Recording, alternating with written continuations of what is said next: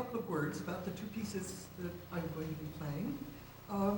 Ernst Bacon brought or sent to me this piece. He wrote it in 1983, and he wrote it for me.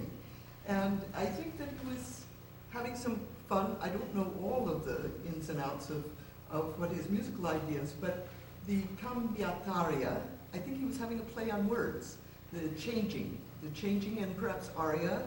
And in the piece, too, there's a lot of changing semitones, half notes, half tones, changing, and he's playing with the idea of the playing of words and playing with the notes. And it was written during the period that he was living in the Bay Area in retirement. He had actually had some roots here at the conservatory. He was here as a student when Ernst Bloch was the director and teaching here, teaching composition. So Ernst Bacon was one of the students here at the conservatory at that time. And then he went to the East Coast and had a very distinguished career as a musician, as a dean of music, and built a wonderful music department at Syracuse University, and then returned to the Bay Area. So the first piece is just a little vignette, which was, it says, Bonnie affectionately Ernst, which was a wonderful kind of connection there. I had had the opportunity to play his cello sonata, one of his first cello sonata with him, and including a wonderful tribute concert that they gave for him, and he was there at the Library of Congress, so we'd had some musical collaborations. The other piece I'm playing, Solus by Kenneth Durling, he was gracious enough to let me play just the first movement of it. And because I have the idea, I love exploring. There are enormous numbers of short 20th century pieces, just an enormous repertoire. And I'm going to keep denting it. Ken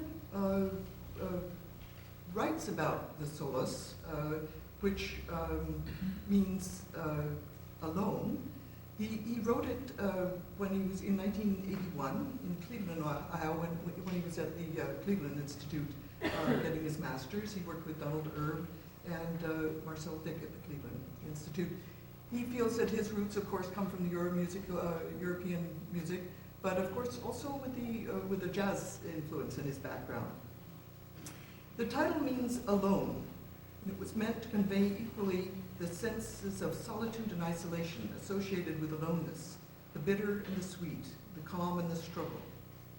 In 3 movements, this first was intended to be a dynamic dialogue with silence and a climb, sometimes arduous for the performer and listener alike, up to a high vantage point from where the lyrical essence of the initial angular opening material can be released. Ken is a composer, conductor, and musician who lives in the East Bay here in Berkeley, or here in this area, I should say.